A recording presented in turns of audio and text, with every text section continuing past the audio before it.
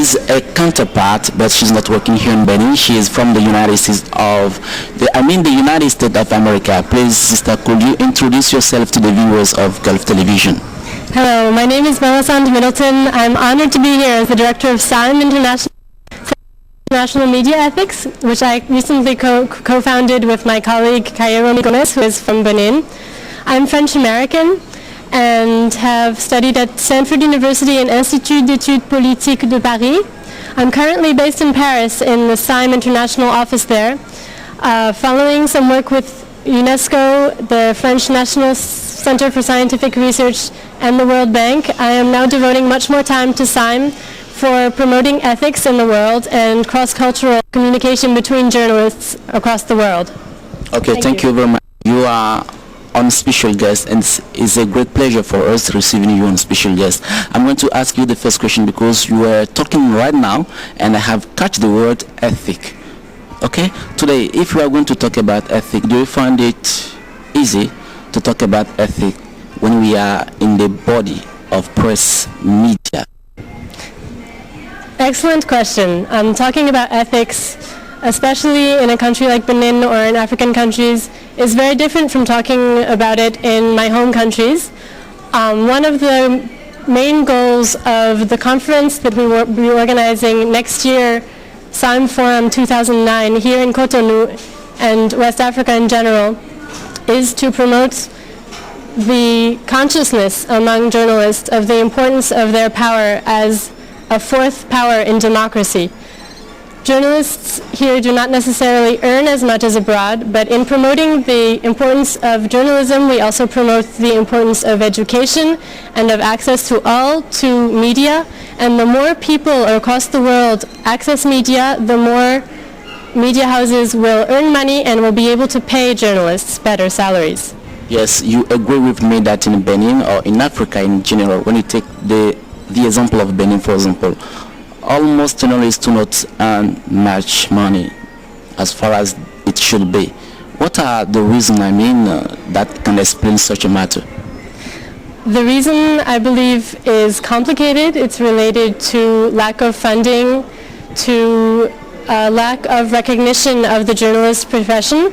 I believe that with awareness building, we can make people realize that journalism is part of politics and part of economics, that journalists hold a huge responsibility toward educating their people and ensuring freedom, and having that responsibility in mind will lead to a better salary for everyone. Yeah, there is something that we used to notice in Benin, for example. When we take the body of press today, is a wide world open to everybody, and everybody come in it, such that when you take out of 10 people, for example, hardly 5 have really the certificate from a school showing that they have followed some studies as far as journalism is concerned. What's your mind on that matter? I think the topics of journalism and education are very, very closely related.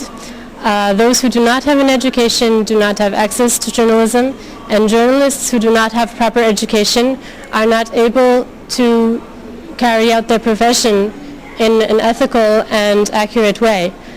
I think promoting journalism in a country like Benin for the CIME Forum 2009 is also promoting education, so that the country in general can reach education and thus power.